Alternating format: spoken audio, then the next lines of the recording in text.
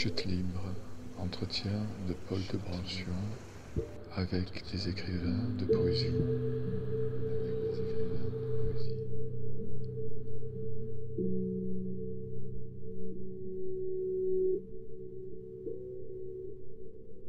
Je reçois aujourd'hui Jean-Philippe Cazier pour son ouvrage Europe Odyssée, publié aux éditions Lanskin. Jean-Philippe, bonjour. Bonjour Paul. Tu es poète et critique, tu es né à Sète et tu es écrivain de poésie et de fiction. Tu as aussi écrit des études diverses sur, entre autres, Deleuze, Foucault, Guattari, Derrida, Michaud, Chestov. Si on avait le temps, j'aimerais beaucoup t'interroger sur Chestov, mais ce sera peut-être pour une autre fois. Puis tu collabores à des revues, dont de façon importante à Diacritique et aussi Chimère, qui est une revue très belle et très inspirée de l'œuvre de Deleuze. Et donc, nous allons parler aujourd'hui de ton livre qui vient de paraître. Et pour commencer, je te demanderai volontiers de lire un extrait. Je vais lire le début, si tu veux, les 2 premières pages.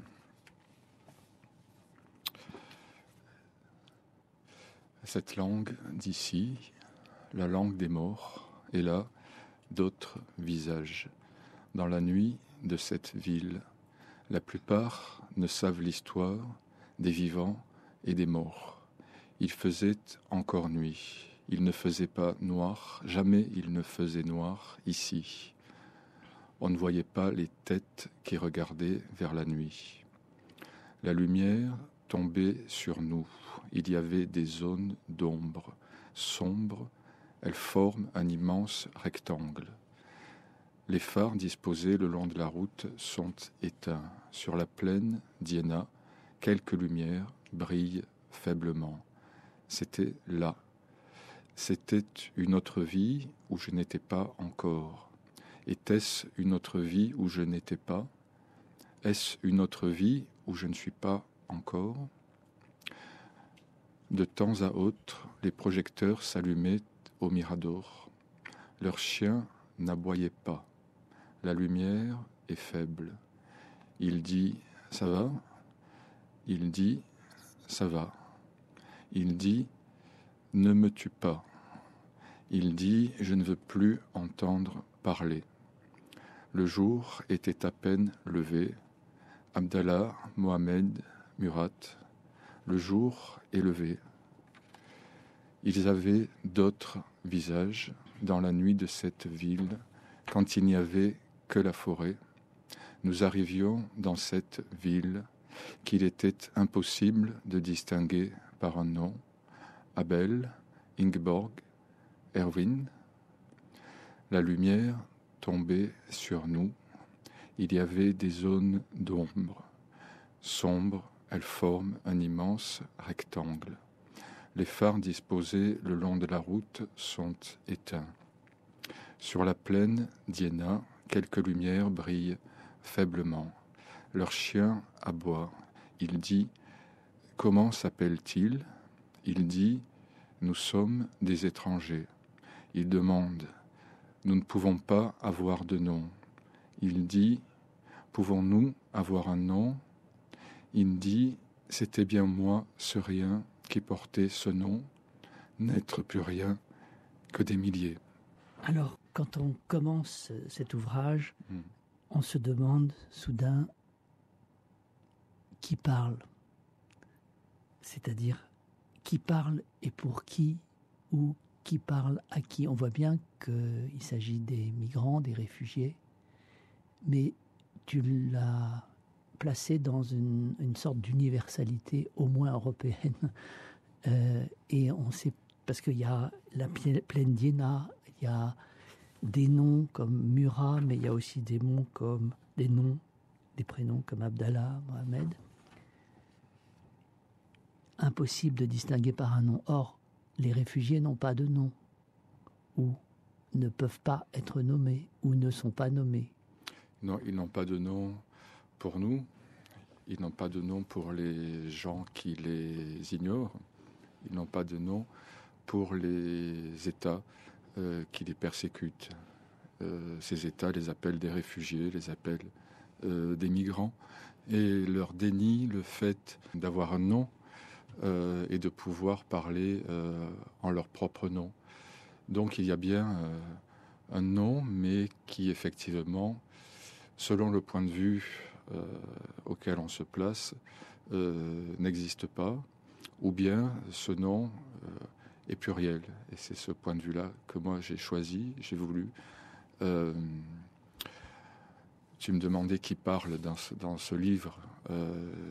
Évidemment, c'est moi qui l'ai écrit, mais j'ai voulu l'écrire avec les autres, avec les migrants, et j'ai voulu essayer en tout cas de produire une écriture plurielle, qui soit faite d'une pluralité de voix, et de voix qui sont pas uniquement la mienne, pas uniquement ma voix qui parlerait des migrants, mais j'ai voulu que les migrants, les réfugiés, parlent eux-mêmes dans ce livre. Et donc cela m'a conduit à créer un dispositif d'écriture dans lequel la voix de ces personnes, les voix de ces personnes trouvent leur place, alors que, comme on le disait à l'instant, cette place est tout à fait niée de manière générale, et dans les médias et dans le discours politique européen. Quand on commence le livre, on est un tout petit peu perturbé. Je pense que c'est recherché aussi. C'est-à-dire, on ne sait justement pas qui parle, à qui on parle, pour qui on parle. Et puis peu à peu, quand on avance, d'abord on ressent la présence des colonnes de misère, je dirais, et de mort, et d'inquiétude. Et tout à coup, ce livre, et moi je trouve c'est en ce sens-là qu'il est extrêmement intéressant, il révèle ce que l'on ne nous dit pas, même si on en parle vaguement, mais on ne parle pas, on ne révèle pas, on ne souligne pas la souffrance physique et morale des réfugiés qui ne viennent ici que parce qu'ils ne peuvent pas faire autrement. Alors qu'on pense qu'ils viennent nous envahir, ils ne viennent pas nous envahir. Et même s'ils venaient, entre guillemets, nous envahir, c'est parce que chez eux, c'est invivable, ils ne peuvent pas continuer. Et je vais lire une anecdote que tu as racontée dans une revue que je trouve très belle. Un soir, à la station de métro Jaurès, dans un mauvais français, un jeune type m'a demandé quelques euros. Il avait l'air jeune, mais vieilli. Il se tenait dans un coin, en plein vent.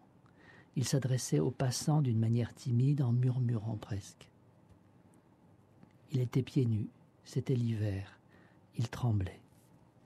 Ce qui m'a surtout frappé, c'est son regard bleu et perdu, et ce qu'il y avait dans son regard de si particulier, de si violent, c'est qu'il avait le regard d'une bête qui comprend qu'elle va mourir.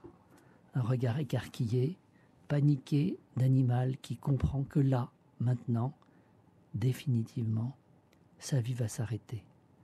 Le regard de cet homme était le regard de quelqu'un qui est saisi par l'évidence que ce qui est en train de lui arriver, de la manière la plus implacable, à cause de la situation qui est la sienne, est la mort.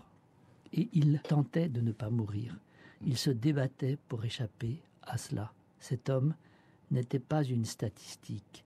Il n'était pas une quantité à l'intérieur d'une numération abstraite. Il n'était pas une ombre aperçue dans une foule défilant sur l'écran du téléviseur. Il était, à quelques centimètres de moi, un individu vivant, habité par la conscience de sa mort imminente et qui se débattait pour ne pas mourir.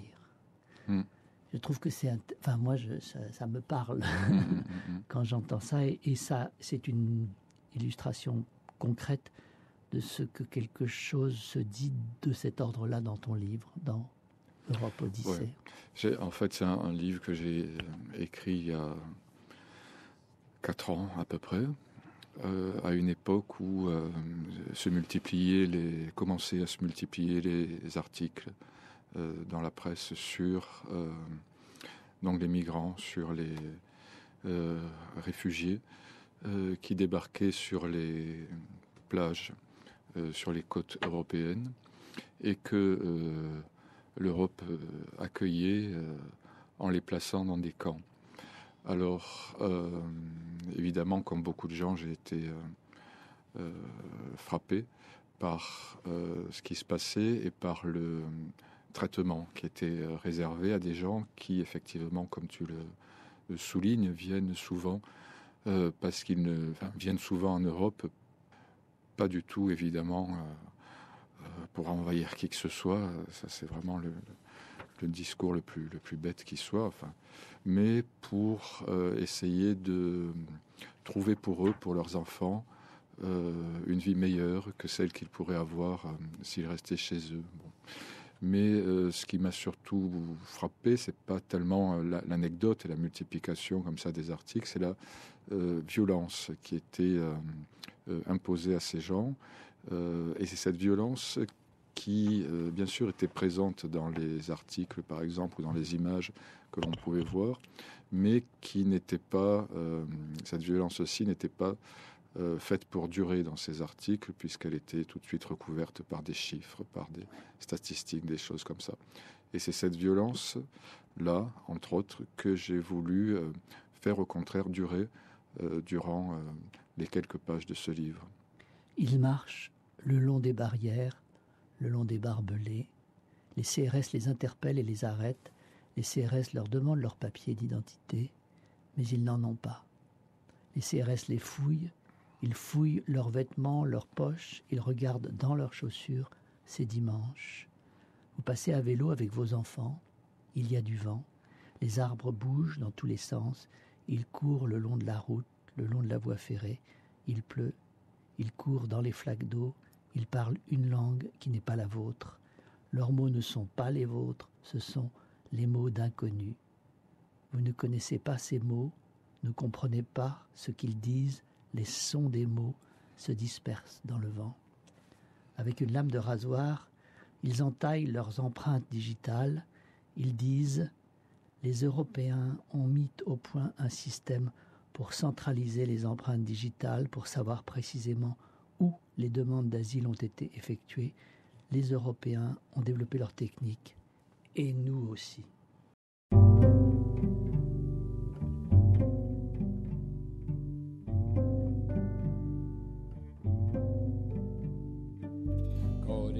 Crossbow of ideas and journeys, sit here reliving the other self's mornings, caught in the crossbow of ideas and dawning stand.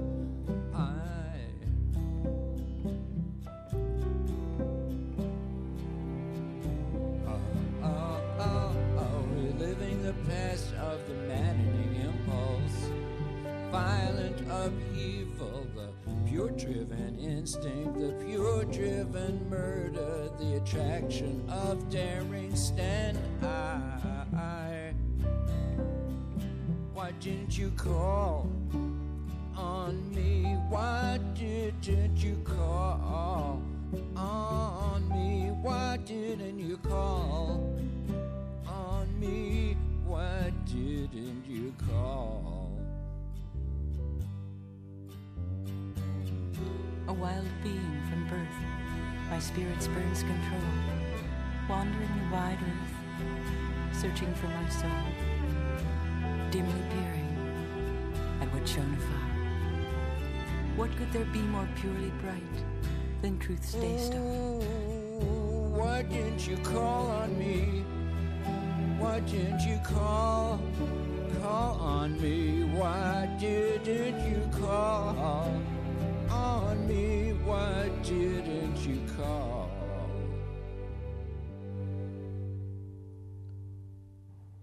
Why didn't you call? Il s'appelle Maher Younes, il a 27 ans. Il est né au Liban. Il vit dans un camp qu'il appelle la tombe des vivants. Il y a des Syriens, des Bangladais, il y a des gens de partout ici. On appelle ce camp la tombe des vivants, car on n'y vit pas vraiment, c'est comme une prison. On ne peut pas en sortir pour se balader. C'est une tombe à ciel ouvert. Il parle de la Palestine. Il s'appelle Maher Moufid Sadek. Pendant la guerre des camps, il a été tué. Il a 17 ans. Il dit qu'il veut partir en Suède.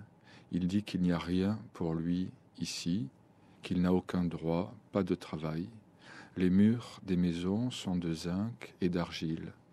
Les maisons sont construites sur des fondations fragiles. Les maisons pourraient s'écrouler. Il dit « Tout ce que l'on construit s'effondre ». Il s'appelle Abou Hussein El-Weti. Il a été touché par plusieurs balles au visage. Il dit « Nous sommes dans une prison ». Il dit que le bateau est parti loin des maisons, que les larmes coulent sur les deux joues. Il chante « Que Dieu te protège et tous ceux que tu aimes ». Il fume une cigarette. Il s'appelle Mohamed Younes. Il a 25 ans. La présence physique de ton texte dans Europe Odyssée est une présence de colonnes aussi, c'est-à-dire que le texte fonctionne comme c'est de la poésie avec bien sûr des vers, mais comme une colonne qui s'étire, qui peut devenir plus grosse, plus petite, plus serrée, comme une colonne de fuite ou de déplacement. Oui, j'ai voulu, par la mise en page, exprimer effectivement l'idée d'un peuple en marche, d'un peuple qui erre à travers la page, qui erre à travers le désert, qui erre à travers les géographies européennes qui sont traversées en se heurtant à des frontières, en se heurtant à des forces policières violentes et qui avancent comme ça parfois au hasard, qui reviennent sur leurs pas. Et donc le texte lui-même est construit selon ce mouvement. Il y a parfois des répétitions de mots, des répétitions de phrases qui marquent en quelque sorte à la fois l'avancée et le retour sur ce que l'on vient de dire, sur ce que l'on vient de traverser. Et je crois que la couverture de ton livre est faite par Bouchara Khalili. Ouais. Et tu fais référence à quelque chose qu'elle a fait qui s'appelle The Mapping Journey Project, où elle cherche à faire entendre des voix, mais pas forcément des voix qu'on comprenne dans le sens du mot, mais dans le son des voix. J'aime beaucoup ce que fait Bouchra Khalili. Et effectivement, il y a 2 ans peut-être, une exposition lui était consacrée au jeu de paume. Et parmi les pièces présentées, il y avait cet ensemble de vidéos, effectivement, dont tu parles, qui m'a beaucoup plu, qui m'a beaucoup intéressé, puisque elle filme des cartes géographiques tout à fait, entre guillemets, objectives. Et là, l'objectivité n'est finalement que le résultat d'une histoire de conflits et de rapports de pouvoir qui sont objectivés dans ces cartes. Et en voix off, on entend des migrants que l'on ne voit pas, on n'entend que leur voix, racontent leur périple à travers cette géographie et tracent au feutre sur les cartes directement le trajet du périple qui a été le leur. Et ce qui m'a intéressé, c'est que les gens que Bouchra fait parler donc dans ces vidéos, parlent leur propre langue. Et cette langue, eux la comprennent, mais moi, par exemple, je ne la comprends pas. Et ce qui m'a intéressé là-dedans, c'est le renversement du rapport au savoir. Dans ce cadre-là, ce sont ceux qui d'habitude ne sont pas écoutés, ne sont pas entendus. Ce sont eux qui savent quelque chose. Et moi, je ne sais rien. Je ne sais pas, je ne maîtrise pas leur langue et je ne connais pas ce qu'eux ont vécu, la façon dont ils appréhendent justement cette géographie. Ça on est perdu. Hein. C'est à nous de l'être. Complètement. Bouchara Khalili, elle parle de son œuvre comme aussi un acte politique. J'ai compris que tu as désiré et tu as fait ce livre dans l'idée que ce livre soit une sorte d'espace commun, un lieu, mais c'est difficile de faire un livre-acte, comment dirais-je. C'est certainement un projet possible, mais Ouais. c'est peut-être un désir, mais là, il me semble que moi, je me suis demandé comment est-ce qu'un livre peut-il être un lieu? Alors, c'est un lieu, il récupère évidemment des textes, des sons, des mots, des sentiments, et il les assemble, les colle, les met les uns avec les autres, mais c'est une géographie très particulière que la géographie du livre. Oui, le livre peut être comme une sorte de caisse de résonance en quelque sorte, ou de dispositif dans lequel ce qui n'est pas habituellement audible, ce qui habituellement ne parle pas, se met au contraire à parler. Alors dans ce livre-ci, ce sont effectivement les migrants, ce sont les réfugiés qui parlent évidemment, mais qui ne parlent pas dans l'espace commun de la parole. On ne leur laisse pas la parole, ni dans la rue, ni dans les médias, ni dans les institutions. Le livre peut être l'inverse de ceci. Il peut être au contraire un lieu où les migrants se mettent à parler et disent eux-mêmes ce qu'ils ont à dire. Ce qui est écrit dans le livre, la plupart des choses écrites, je ne les ai pas inventées. Ce sont des choses dites que j'ai entendues dire par des migrants eux-mêmes, ou que j'ai lues dans des documents que j'ai consultés dans la presse ou ailleurs, et j'ai simplement rapporté, comme tu disais, en faisant un montage, en faisant un collage, en sélectionnant, j'ai rapporté ces paroles. Parce que moi, ce qui me semble à moi, c'est qu'il y a des gens qui pourraient entendre les mêmes choses que tu as fait, mais qui ne verraient pas la même chose. Et qu'il me semble que l'art de l'artiste, de l'écrivain et du poète, c'est d'être sensible, plutôt de vibrer à l'unisson d'une certaine façon, de la sienne évidemment, à la problématique de l'autre, et en l'occurrence, errer avec. Parce que c'est pas donné à tout le monde d'errer avec, au sens il faut avoir une propension. Oui. La majorité des gens vis-à-vis de l'autre, enfin de ce qu'est l'altérité, même dans le même pays, dans la même communauté, etc., se méfient, c'est-à-dire se mettent en position de défense. Et quand c'est un autre, plus radical encore, qui parle pas la même langue, qui vient d'ailleurs, qui vient vous prendre, entre guillemets, votre place, alors on n'a pas du tout cette capacité d'errer avec. Mais toi, me semble-t-il, tu l'as. Et d'où est-ce qu'elle vient? C'est une question de sensibilité, peut-être. Mais il me semble que c'est aussi... en tout cas, c'est le point de vue que j'ai sur l'écriture et sur ce que je fais, ou ce que j'essaie de faire, en tout cas.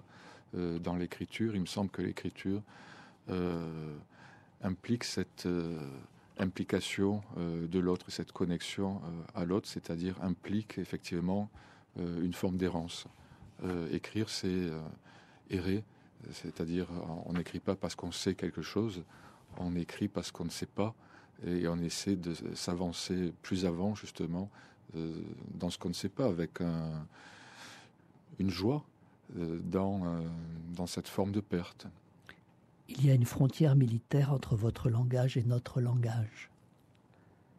Nous vivons ailleurs que dans votre langage. Avec vos mots, vous construisez des camps, vous construisez des maisons où vous vivez comme des soldats en guerre. Les mots qui sont les vôtres signifient pour nous la mort. Les mots qui sont les vôtres signifient la mort de tout ce qui n'est pas vous. Nous vivons dans un autre langage qui est l'Asie que nous traversons. Nous vivons dans une autre langue et nous traversons l'Asie et l'Afrique. Nous avons traversé l'Afghanistan et l'Érythrée. Nous avons traversé l'Éthiopie, le Soudan.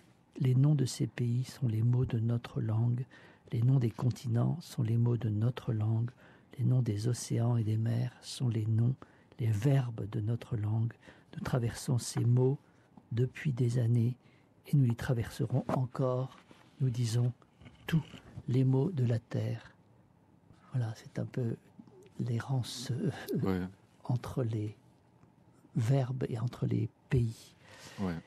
qui s'exprime dans ce très bel ouvrage, qui est un livre noir, qui n'est pas un livre blanc des douleurs, mais un livre noir. En ce, il est errant lui aussi. C'est-à-dire, il s'associe au caractère douloureusement noir ou mortel ou mortifère de ce que traversent ces migrants qui sont de multiples ethnies, nationalités, c'est des grands mélanges, c'est des groupes de mélanges. Mais ce qui m'intéressait aussi, c'était, effectivement, la mise en évidence de cet événement qui subissent et qui est cette violence. Mais ce qui m'intéresse aussi, c'est de manière positive, cette fois, la façon dont ces migrants, dont les réfugiés témoignent dans leur existence même d'un rapport à la terre et d'un rapport au monde tout à fait différent, qui nie l'idée même de frontières, qui affirme la communauté de la terre pour tous.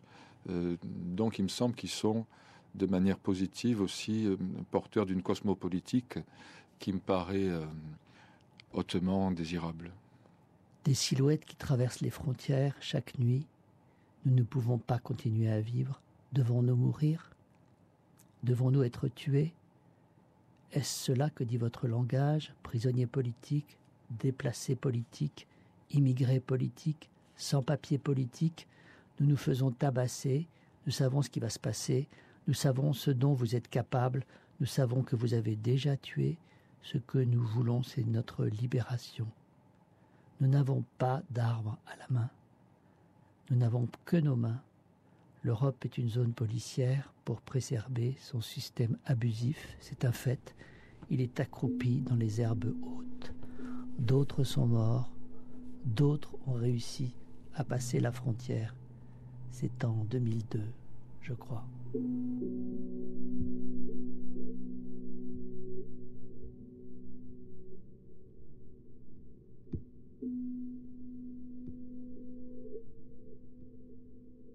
Eh bien, nous allons continuer dans une deuxième émission de parler de Europe Odyssée avec Jean-Philippe Cazier qui a accepté de doubler la mise, si je puis dire. C'est-à-dire qu'on va reparler encore de son texte qui est un texte passionnant et très riche sur la présence des migrants et des réfugiés dans nos régions européennes. Leur présence contrariée, d'ailleurs. Je vais commencer par lire un petit texte à nouveau pour C'est la nuit. Le ciel est bleu. Nos yeux sont comme la nuit. Nos yeux sont comme les nuages. Nous regardons le monde, nous regardons la mer.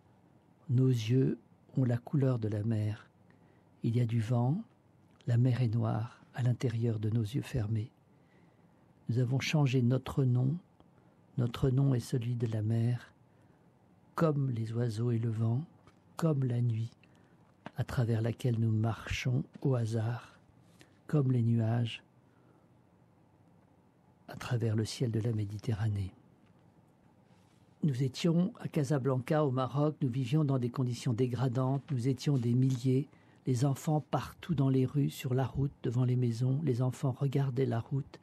Ils disent nos salaires étaient des salaires de misère. Nous étions les bidonvilles de l'Empire européen. Ils disent les gens partageaient leur misère. La misère était le bien commun. La terre ne pouvait pas tous nous nourrir et certains sont partis pour toujours. Ils disent c'était à Istanbul.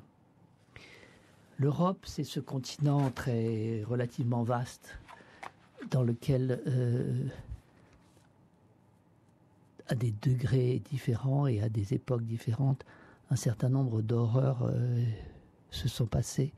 Et dans ton livre, tu évoques aussi les camps de concentration en Asie, tu évoques Auschwitz, tu évoques ces errances terrifiantes puisqu'elles s'achevaient par la mort. Et tu fais un lien entre les deux, entre les migrants d'aujourd'hui et ça. C'est un lien qui n'est pas une identification Je ne suis pas historien, je ne suis pas philosophe de l'histoire. Et mon but n'est pas de dire que l'histoire se répète ou que tel événement est identique à tel autre. L'histoire ne repasse pas les plats, comme disait l'autre. Bon.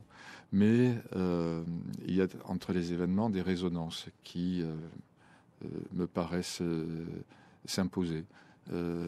Et s'il n'y a pas identité, il peut y avoir perception d'une communauté. Effectivement, il y a une violence qui traverse l'histoire récente de l'Europe.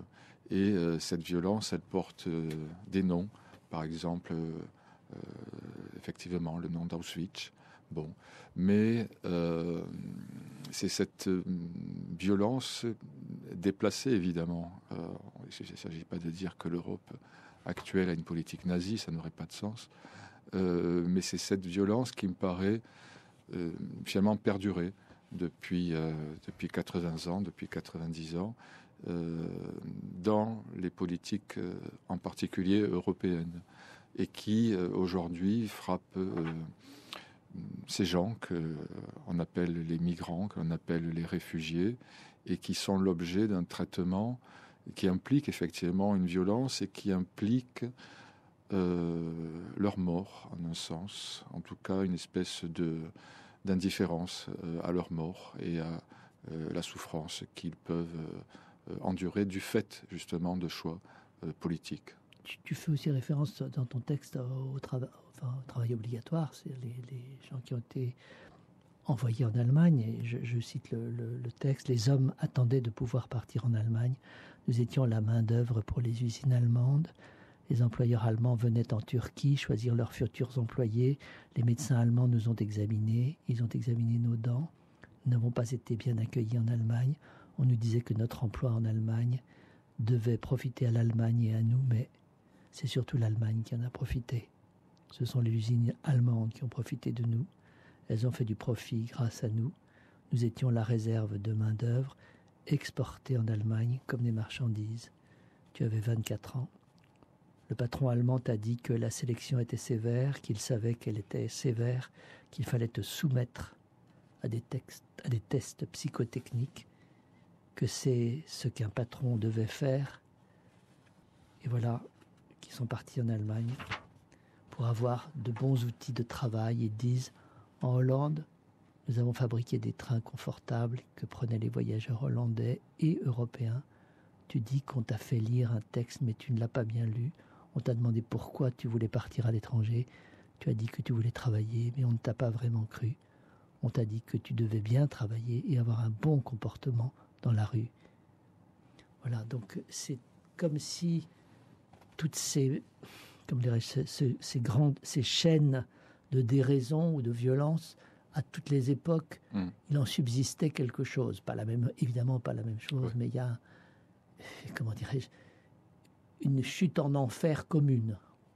Et c'est ce caractère un peu tragique du texte, le sujet l'est, mais sur lequel je m'interroge. Est-ce que c'est irrémédiable? C'est-à-dire, est-ce que on n'a vraiment rien compris? Est-ce que plus jamais ça, qu'on a évoqué à propos des camps de concentration, rien n'est resté dans la tête de nos concitoyens, des Européens, des humains plus largement? Ou est-ce qu'il y a un léger progrès? Y aurait-il la possibilité d'un léger progrès? Et faut-il se mettre à errer avec pour que le progrès arrive, un changement se passe? Je ne sais pas, j'ai pas d'explication. Encore une fois, je ne suis ni historien, ni politologue, ni économiste, donc je n'ai pas d'explication qui permettrait de dire pourquoi. Une violence, effectivement, qui a été condamnée, que l'on espérait disparue, cette violence, elle perdure. Et c'est ce constat que je fais. Voilà. La violence est là, elle continue. Et elle continue selon des formes qui évoluent elles-mêmes, qui ne s'appliquent pas aux mêmes populations, qui n'emploie pas les mêmes technologies, mais qui me semble en même temps toujours au fondement, oui, des politiques européennes. Effectivement, le texte que tu as lu, le dernier texte, le dernier passage que tu as lu du livre, met bien en évidence que l'Europe s'est construite sur l'exploitation d'une main-d'œuvre pauvre qui venait d'Afrique du Nord, par exemple. Bon. Et dans l'histoire, cette main-d'œuvre pauvre est passée sous silence, puisque maintenant, finalement, les gens qui viennent pour travailler ou pour se réfugier, on les juge de manière absolument négative, on les renvoie, on les tabasse, on les enferme dans des camps, comme si finalement l'Europe n'avait jamais eu affaire à autre chose qu'elle-même, et comme si sa propre histoire était niée. Donc l'Europe a utilisé des étrangers, entre guillemets, quand elle en avait besoin, et maintenant qu'elle pense ne plus en avoir besoin, elle les laisse se noyer en Méditerranée. C'est les philosophes du XVIIe ou du XVIIIe diraient c'est un travers typiquement humain que d'oublier très vite ceux qui vous ont aidé. C'est pas forcément bien, mais c'est, je crois, malheureusement une histoire douloureuse. Moi-même, quand j'ai visité il y a pas mal d'années les grands temples cambodgiens encore, et je ne pouvais pas ne pas, qui sont monumentaux, et je ne pouvais pas ne pas m'interroger sur l'extrême violence, douleur physique qui a dû être celle de ceux qui ont construit ces magnifiques monuments par ailleurs. Et je veux revenir au sujet qu'on a effleuré tout à l'heure, c'est-à-dire que ces migrants ou ces réfugiés, dans leur errance, rappellent le rapport fondamental de l'homme à la terre. C'est-à-dire qu'ils posent une question. Ils arrivent de loin, ils viennent dans des lieux où ils pensent que ça sera peut-être mieux. Ils sont accueillis de façon diversifiée, je dirais, et parfois extrêmement violente et douloureuse. Et à la fois, la terre, et on s'en rend compte de plus en plus, puisque elle est finie, et elle est à partager. C'est-à-dire, on est tous là, il faut partager la terre, c'est un bien commun. Et donc, il y a ce que tu évoques en disant c'est une cosmopolitique. Et ce livre nous rappelle cela. C'est-à-dire que les hommes qui viennent à nous sont nous. Exactement. Ce sont nous, et en même temps, ce sont des gens qui nous emportent ailleurs. C'est-à-dire, ce sont des gens qui font apparaître un fait qui est l'inverse de l'ethnocentrisme, le fait que la terre est plurielle. Elle n'est pas européenne, elle n'est pas nord-américaine. La terre est plurielle, elle est porteuse de significations plurielles, parfois contradictoires. Et c'est ce fait-là qui est nié, en même temps qu'est nié la valeur de l'existence des migrants. Mais le problème, c'est que on a une légère tendance, non pas à l'ethnocentrisme, mais à l'eurocentrisme ou à l'occidentalisme. On pense qu'il n'y a que ça. Or, c'est pas vrai. Bien évidemment, c'est pas vrai.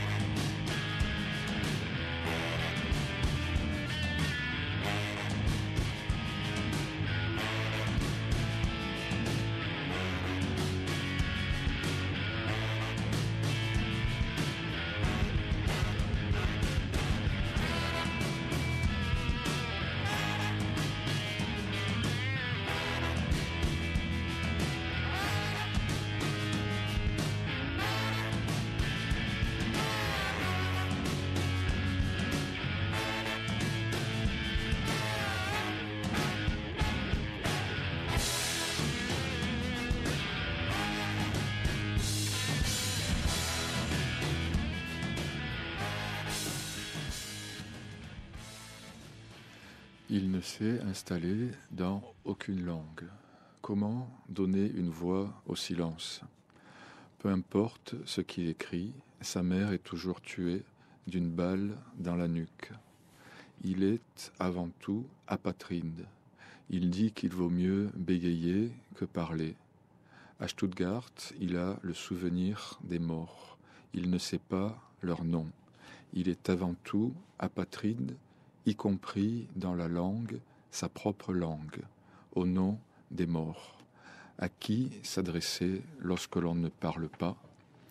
Avec qui parler lorsque l'on n'a aucune langue? Il parle toujours des forêts, celles de son enfance. Il se souvient que les policiers frappaient les étudiants. Sur sa tombe, il y a des pierres, des herbes sauvages, des cailloux. Ça évoque Celan. Oui, c'est un passage qui se réfère, sans le dire, à Paul Celan, oui. À son existence, à sa vie et à son rapport à la langue allemande et à la langue en général. C'est-à-dire que oui, il écrivait en allemand et c'était la Il langue écrivait en allemand, mais sans pouvoir écrire en allemand. Voilà, c'est ça. Parce que, à cause d'Auschwitz, justement. Et Celan a transformé la langue allemande en une autre langue, c'est-à-dire ce qui m'intéresse beaucoup dans son travail, c'est justement, et ça rejoint une de tes questions de tout à l'heure, c'est qu'il a produit une errance justement dans la langue. Il a transformé la langue allemande, non pas pour en faire une langue comme ça fictive, mais il a introduit de l'errance dans la langue, et c'est cette errance qui forme justement sa poésie. C'est d'ailleurs une problématique certaine de ceux qui s'adonnent à l'écriture de la poésie avec un peu de sérieux, c'est d'essayer non pas de trafiquer la langue, mais dans la langue que l'on a, d'aller dans des extrêmes possibles jusqu'à l'étrangeté de sa propre langue, et à la fois avec une contrainte, c'est essayer que cette étrangeté ou que cette errance supposée ou réelle soit perçue par l'autre, qui n'est pas forcément avisé et qui entend les sons. Et parfois, beaucoup de gens lisent la poésie comme nous, on entend des réfugiés parler sans comprendre ce qu'ils disent. Ouais. C'est-à-dire, il y a de la poésie qu'on vous assène ou qu'on vous propose, on ne comprend rien, mais quand même quelque chose se dit. Et donc, tout l'enjeu, un des enjeux, à mon avis, de la poésie contemporaine, la nôtre, je vais dire, c'est d'être audible et à la fois d'être capable de ne pas être compris tout de suite, que ça interroge. On se dit, mais c'est quoi? Qu'est-ce qui se passe? Cette étrangeté. Oui, il ne faut pas... il me semble, effectivement, comme tu dis, que toute la poésie, alors qu'est-ce qu'on va dire, contemporaine, oui. Bon, depuis Mallarmé, en gros, affirme l'idée qu'il ne faut pas avoir peur d'être inaudible ou d'être inintelligible. C'est-à-dire la poésie est cette langue qui intègre et exhibe finalement ses propres limites, non pas dans un jeu gratuit mais pour essayer justement de transformer la langue et de l'amener à exprimer ce qu'habituellement elle n'exprime pas. Et aussi il y a le risque la question de nommer sans nommer, ce que tu as évoqué tout à l'heure, et ce qui est à mon avis une problématique extrêmement connexe, c'est-à-dire que nommer, dire les choses comme on le dit, c'est les arrêter dans leur mouvement. Elles sont plus mouvantes, elles sont figées. Et tout l'art, un certain art de la poésie, je crois, en tout cas spécifique à cet exercice-là d'écriture, c'est d'arriver à nommer sans s'enfermer, à garder une liberté, même une errance, voire une mouvance du texte, et à la fois témoigner, donc être perçu et entendu. C'est extrêmement difficile, je crois. C'est difficile puisque puisque la langue tend des pièges. Une langue est constituée de règles, une langue est constituée de règles grammaticales, mais aussi de normes culturelles.